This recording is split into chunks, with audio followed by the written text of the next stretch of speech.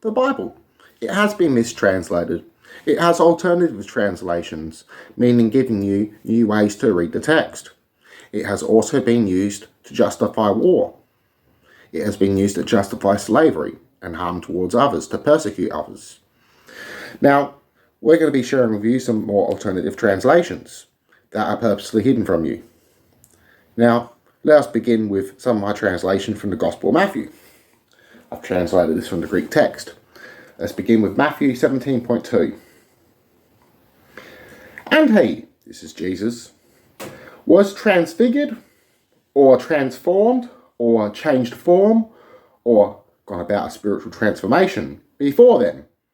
This word here, metamorpho, meaning to transform, to spiritually change, to have a spiritual transformation, to even shapeshift.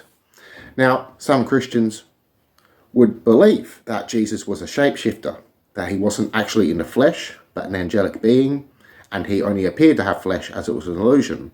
Some Christians believe that he was a human, but more than human, and thus could shapeshift or change form to how he wanted to appear. So, Christians would be diverse and thus would read this text diversely and understand it differently. Now, some Christians believe that Jesus, in regards, had spiritual knowledge of God and a relationship with God and was his son, and thus through his speech or touch he could enact miracles. Okay, so let's continue the text. So he was transfigured or transformed or changed form before them, and his face shone like that of the sun, or Helios, which is a Greek sun god, which was referenced into the one above. So this is Gnostic, meaning the God above all, above this material world, above the pagan gods. Alright. And his clothes became white as the light or daylight or firelight or divine light of truth, which is very interesting. So the truth of God, the spiritual essence of God, the truth. So the truth that lies within the spirit. This is all Gnosticism. Now let's go to 17.5. Yet while he was speaking, a bright or radiant cloud overshadowed them, and behold, a voice out of the cloud said, "This is my beloved Ios," which means son or child. So this is in reference to we are all the children of God, with whom I am well pleased. Listen to him. So having God's authority, God's reasoning, God's law being the Logos in flesh. So the Logos being Christ. So let's get into 17.7, and this translation will offend some and will shock some, and I'll explain it. Alright. And Jesus, having come to them, and having touched, or known them, or transformed them through touch, or even to have intercourse with them, as the word here they are using is apto or aposemenos. This can mean to have intercourse with, to know them carnally, to know them spiritually, to spiritually transform them, to spiritually transform them through touch, to heal them through touch, to heal them through a spiritual transformation, and to engage within a spiritual transformation or understanding. So this is in reference to coming in contact with the spirit. But it can also mean for intercourse, but usually in regards to a woman. Now, homosexuality and bisexuality was common in the ancient Greek world and the ancient Roman world, and even amongst some Canaanites. Now, this being said, this was especially hidden from you as it would cause many uncomfortable feelings within the said church. Now, there were some Christians that were totally okay with homosexuality, and even some priests that were gay, that we would call gay or bisexual. Now, not only this, but there was a Christian forgery written in the 2nd century claiming that Jesus had a homosexual relationship. Now, this was an anti-Gnostic scripture called the Secret Gospel of Mark. Now, this text here is lost. There was said to be a photograph of the text that someone translated from, and this is seen by most scholars as a modern day forgery. Now, this was again to ridicule the Gnostic Christians. Now, this text was first made to ridicule the Carpocratian Gnostics that were known to rescue children through brothels. They were also known for their preaching of equality and to be like Jesus themselves. They were also known to rescue children that were left to die out in the wilderness. They would try to be like Jesus themselves. They would also be known to speak in tongues. So this text is propaganda against them to justify the killing of them. Alright, so let's continue that text. So Jesus, having come to them and having touched them and transformed them through touch, or to transform them through the Spirit, to contact them with their spirits within, he said, "Rise up," or raise to life, "and do not be alarmed or afraid or in awe." And having lifted up the eyes of them, they saw no one but Jesus himself alone. So here, they've had a spiritual, mystical experience. Okay, so we're going to be going into another uncomfortable text. But let's begin with the chapter to soften up. So, before 17.18, we're going to begin with 17.14. So Jesus heals a child with a daemon, not demon. They're two different things. So a daemon means God, lesser God, a spirit. Someone who is wise, someone who is strong, a man who has been gifted by gods. Now, this can also be a demigod, an ancestor spirit, a guiding spirit. So let's continue.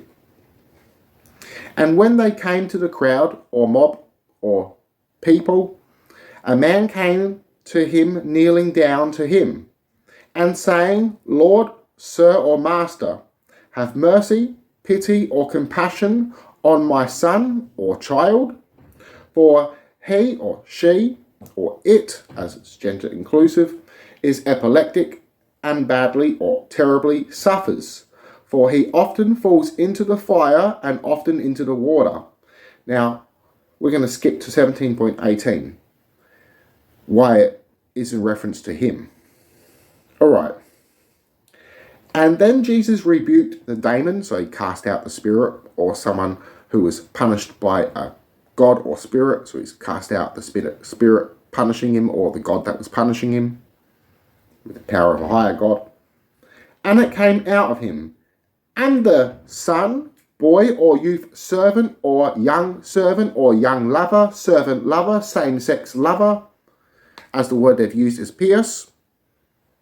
Now, back in the ancient Greco-Roman world, they didn't have a word for homosexuality or someone who was bisexual. They considered anyone who practiced anal sex, regardless of their sex, their gender, or age, in the same category. So this would make Christian churches especially feel very uncomfortable. Alright, so let's continue. Was healed, or taken care of, or served, or cured in that very hour. So therapeo, meaning to medically serve. Now, in reference to that word pious, which was used, it was in reference usually to a young boy below the age of puberty.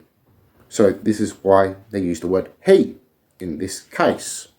But it could be in regards to any child, or a younger lover than the individual, or just a same-sex lover, or even someone's son.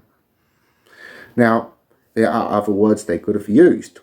So here we have a diverse audience of Christians reading this text to understand it their own particular way. Now, this being said, there were some Christians that were okay with homosexuality and were indeed what we would call gay. There were other Christians that were against this.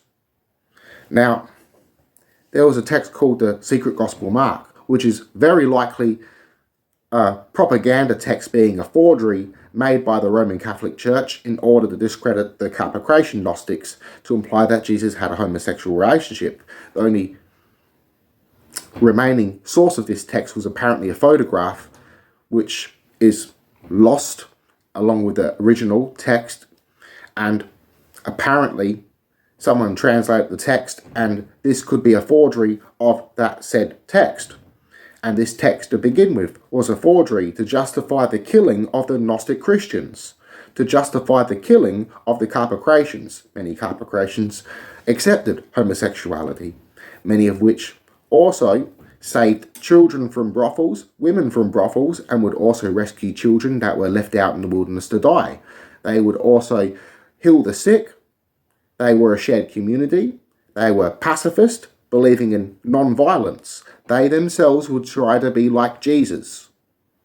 So here we have further proof that many Roman Catholics that would write propaganda against the Carpocratians were indeed wrong, and they wanted to justify their killing of this Gnostic Christian group, which is nothing new. Now, there was a group called the Adamites. They were a Christian group. They were not Gnostic Christians. They attempted to live like Adam and Eve, out in the wilderness naked. They did not believe in marriage, as they believed marriage was introduced into the world after sin, when Adam and Eve ate the fruit, the forbidden fruit. So they attempted to reverse what Adam and Eve failed. Now, this Christian group allowed homosexuality, bisexuality. Now, some of which would have one particular partner for life. Others would have multiple sex partners and even practice orgies. So here we have a different, unique Christian group. Now, there was even a text written in Coptic by a Christian monk, possibly Christian monk, very likely a Christian monk. And in regards, it was a Christian magical spell that was used in order for him to attract another Christian monk to have sex with. This was written in the 6th century. Now, the Adamites were a 2nd century Christian group. So we have different versions of Christianity with their own beliefs and their own understandings of the Gospels. Before these groups existed, there were other multiple versions of Christianity with their own philosophies, theologies, beliefs, and rules.